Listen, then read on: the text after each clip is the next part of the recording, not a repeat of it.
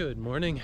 It's another cold one today. I think it's about 27 degrees out, but I'm sporting my full winter attire, so I should be all right. Excited to test out the shoe I'm using today, the Puma Deviate Nitro 2. I've used this shoe once so far. I went to the treadmill yesterday and ran 9 miles on the treadmill. And I hate running on the treadmill, it's just so boring. But it was funny, I actually watched the Sandlot was on TV there. The last time I was there, I actually did that Kipchoge test where I talked about the shoe from the Sandlot, so that was interesting. Yeah, they felt really nice and smooth on the treadmill, but it's so different running on the treadmill and running outside. So what I'm gonna try to do today is I'm gonna do a little bit of a progression run. I'm gonna do a couple miles at easy pace, see how they feel at easy pace. Then kind of turn it up to tempo pace and see how they feel there, and then maybe try and finish a little bit faster to kind of go through the full run of paces with this shoe. So we'll see how it goes.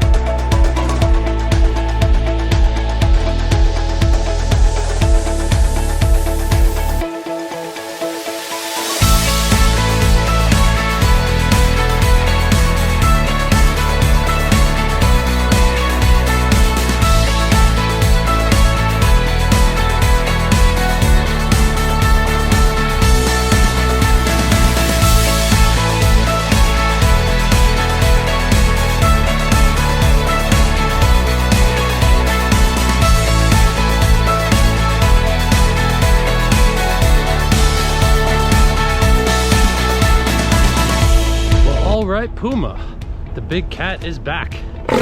Just did a 2 mile attempted easy pace kind of warm up, but these shoes have that thing that good shoes do where it makes it hard for me to run easy. This Nitro Elite foam is soft but very bouncy, and having that carbon composite plate in there, it has the stiffness that's missing from the Speed 3. So these shoes are really in the same class of shoe. The Speed 3 is $170, these are $160, but man, just off that initial 2 miles, do I like this better than the Speed 3. So obviously I'm gonna do a lot more testing. I'll compare the two of them right after each other, probably on another run this week. But that warm up, I did 2 miles in just over 15 minutes at 7:30 pace, which is really closer to my marathon pace. My easy pace is more 8 to 8:30, so these really had me turning my feet over and running faster than I really intended for that warm-up. So that's very promising. Now I'm gonna put some more speed into these and see how they feel when I go a little bit faster. But just when I was trying to put in an easy amount of effort, they were giving me almost a marathon level effort. So that was a very good first impression. So we'll continue this run and report from there. Let's go.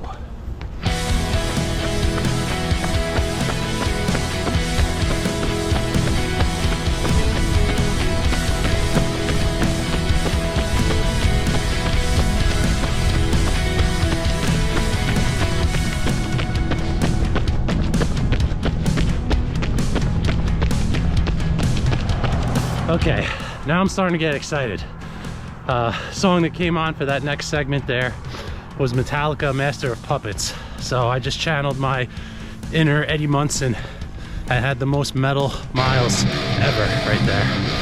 But again, this shoe really encouraged me to go faster than I wanted to. I kind of wanted to do medium speed in that segment there, but did like a 6:40 first mile and under 7 for the second mile as well. So I went faster than I wanted to, but that's a good thing. These shoes feel fantastic. I'm sold. I got a lot more running to do in them before, I give the final answer here. But the upper fits great. It's tighter on my foot than the Speed 3, which actually fits me a lot better. The tongue sits perfectly and it's padded just in the right place. That's not moving at all. I have excellent lockdown in the heel. If you end up engaging the heel at all, the firmer nitro foam in there actually feels good because it doesn't sink you in, and it just kind of taps you to the midfoot where you sink in more to that Nitro Elite foam that's swooshing and giving you a really nice bounce. But then the fact that this has that carbon composite plate in there, there's still stiffness in there to balance out that really soft foam. So I'm still getting a really nice toe off, which to me is lacking from the Speed 3. So this is reminding me much more of the Speed 1. It's a heavier shoe though. I think it's about 1.5 ounces heavier. I'll get the exact numbers on that. One of the reasons for that is it also has phenomenal grip. Puma grip. It almost looks like a trail shoe on the bottom of the shoe. Has some lugs on there. It's very thick rubber application. In honesty, they probably could tone that down a little bit and save weight on this shoe, but that also adds to the versatility of the shoe. I'd say you could definitely use this for light trails. The grip is fantastic on the road. I could see this being good on grass or running on wetter ground as well.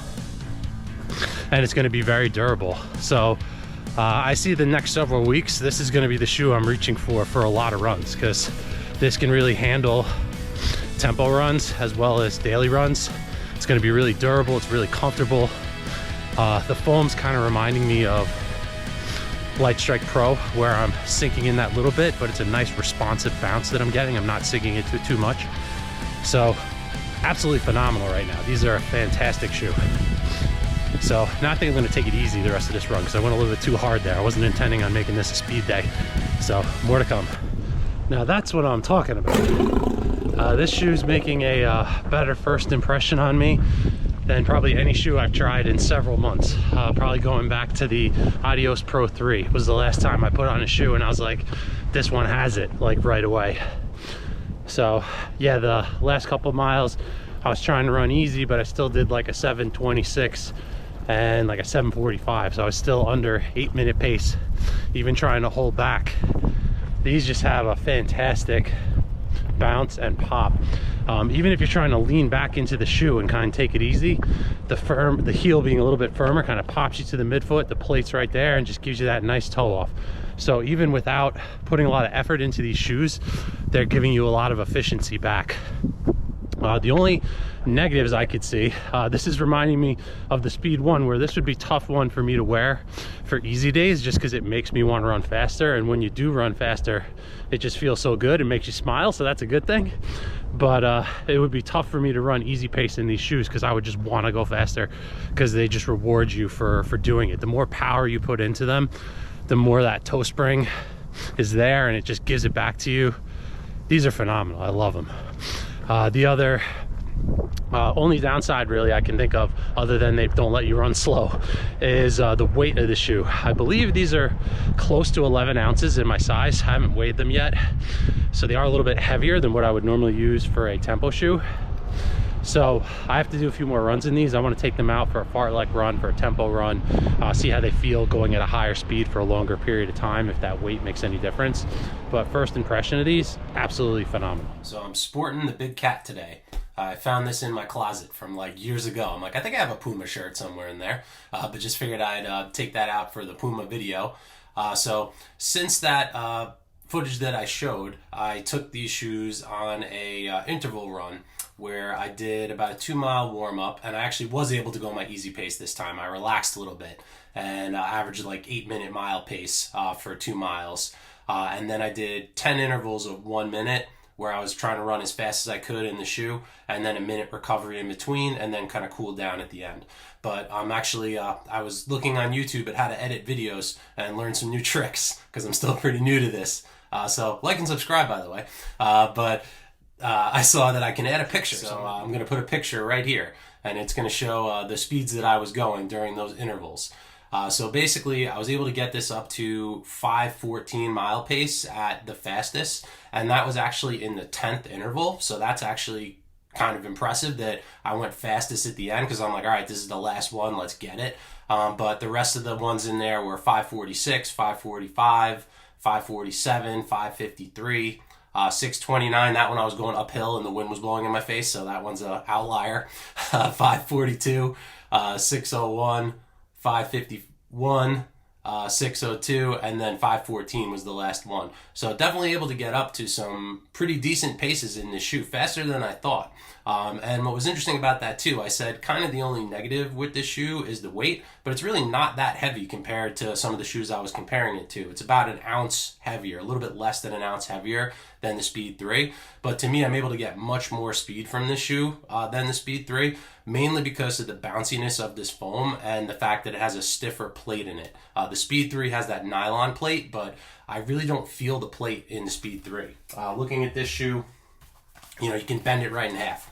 That plate's really not providing much rigidity, so it's helping to stabilize the foam. Again, this is a super stable shoe. It's got that wide platform. The plate comes out the sides. It's very stable and soft, but I just am not able to turn up the pace with this as I was with the older model of the Speed that had that kind of firmer version of the Power Run PB. So I still really like this shoe. It's just not a tempo shoe to me anymore. It's more easy day shoe. I can kind of get it up to marathon pace, but if I really want to push it, I'm not going to be reaching for this shoe anymore. That's where this one kind of slotted in where the Speed 1 used to be. This one, I can bend it, but it's not horrible. Where some carbon plated shoes, you can't even bend it if you try really hard. This being a carbon composite plate, which you can kind of see through right there a little bit. This being a carbon composite plate is not as firm as shoes that have a straight up carbon plate. So I find this is really sitting right in the sweet spot for me. This foam is also really soft. This Nitro Elite foam in the front of the shoe is really soft and bouncy, but the fact that it has that stiffer plate in there really gives me a nice toe off. Also the fit of the shoe. I mentioned in the past that the Speed 3 is a little bit more wide in the upper, gives you a little bit more volume there. You can also kind of see the way I have this laced up. On here, the laces are very tight. Like I have to tie it down really tight to get a lockdown in the shoe, whereas this one is much wider. Like it's stitched just kind of normally, and this fits me better. So it's more narrow in the toe box. This really fits the shape of my foot much better. One of the complaints people had about the old version of this shoe was there was rubbing in the heel. Puma fixed that with this. They put more padding in the heel. This tongue is also really nice. The way that this sits, it kind of comes up perfectly right to where I want it to come up. It's fully gusseted, so it's not going anywhere. And there's also padding in the tongue. So right under here, there's padding right here. So you don't get any lace pressure on the top of your foot. Then going into the midsole and outsole here, there's Nitro Elite in the front, and then regular Nitro foam in the heel, which is a little bit firmer version of it. This is nitrogen-infused EVA foam, whereas this is nitrogen-infused PIBA foam. So the Nitro Elite foam is what they put in the Deviate Elite, the racing shoe version of this that Molly Seidel won the bronze medal in. And for those with eagle eyes too, you may have noticed another new shoe over my shoulder there. I actually did pick up the Deviate Elite. So I have not worn that shoe yet. It literally just came. It also came in a box that I appreciated the name of. Being a Star Wars fan, Chewbacca. How awesome is that for the name of a company that sells shoes? So I literally got those in. So there'll be a review on those coming soon. I also have another Puma model.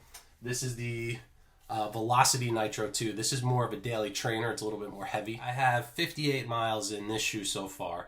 So what I'll probably do is I'm going to run in the Elite, and then I'll do a review comparing these three Puma shoes and see how they fit in with each other. But really, you can tell just by the description what they're for. This is really the durable daily trainer. It's the heaviest of the three shoes. This also has that nice full coating of Puma grip. I actually used these to wear in a 5K one time where it was some trails, and it actually worked really well for that. This one is in the middle where we're getting the softer foam, the carbon plate in here. This one is not a plated shoe, so it's more flexible. This has that carbon composite plate, the Nitro foam, but then a little bit firmer foam. This is more the everyday shoe to up to tempo shoe where it's a little bit more cushioned, a little bit more padded. I was actually pretty surprised when I got this one. It looks like it's a different size shoe because it's just so streamlined. When I compare these side by side, the toe box is much smaller. It just looks like if you put these like against each other, how are they the same size? Like they're both the size 12. It's just this shoe has so much more sidewall and sticks out the back. Whereas this one is just, it's very streamlined and sleek. This one has a translucent upper. It's the black color, so it's a little bit harder to see through than some of the other colorways, but you can see my hand right through there. This is a non-gusseted tongue, but this shoe is so light. Like let me just weigh it right now. So in a US size 12, this is coming in at 8.02 ounces, which is the lightest of any of these shoes that I have here. This is the Takumi Sen 8. This is one of the lightest shoes that I have. Other than that, this one is 8.25. So this is actually coming in 8.02. So it's almost a quarter of an ounce lighter than the Takumi Sen. It's got a little, I believe it has a little bit more stack height in the heel, but then this one has that Nitro Elite foam throughout, and then the carbon plate in here. This one also has a little bit of a thinner application of that Puma grip outsole to try and save on weight. So I'm really interested to give these ones a try since I'm loving the Deviate 2 so much. So this one's also stiffer with the full carbon plate in there, but that should be an interesting comparison coming up soon. So I have 21 miles in this shoe so far. I did that treadmill run, I did a progression run, and then I did that interval run. So I still want to take these out for kind of like a marathon pace long run and see how they do with that. Also to see if maybe I can run 5K pace in these. Again, if I was running a 5K, I don't know that I would choose these just because they're a little bit heavier than a shoe I'd want to use for a 5K. In summary, this shoe is nearly perfect. But the amount of bounce and energy return you get from these is phenomenal. The stiffness in there is great. The fit of the shoe is great. It has that really thick application of Puma grip, which is going to grip onto anything. Again, that's one thing I think to improve this. They could actually kind of limit that a little bit to get the weight down. But it's a phenomenal all-around shoe. This is the best shoe that I've tried in a while.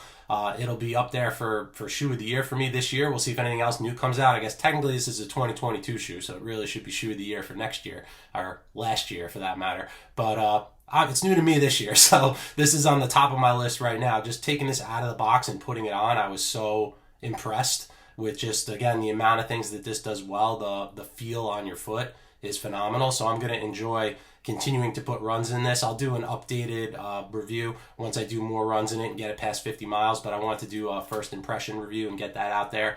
Also, something pretty cool for me as a shoe tuber, if you want to call me that, I saw that Kofuzi actually subscribed to my channel the other day, which is pretty cool. I'm sure anybody who's watching this video has heard of Kofuzi. He's one of the greatest of all time as far as shoe tubers go. He's from Chicago, so I'll equate this to Michael Jordan just subscribed to my channel. So if you're watching this, Kofuzi, thanks. I appreciate the support. And for anybody else who's watching the channel, hey, the greatest of all time just subscribed. If you're watching these videos and enjoying the content and you haven't subscribed yet, think about hitting that subscribe button. So that's much respect to you, Kofuzi. Keep doing what you're doing. So have a good day, everyone, and I look forward to seeing you in the next review.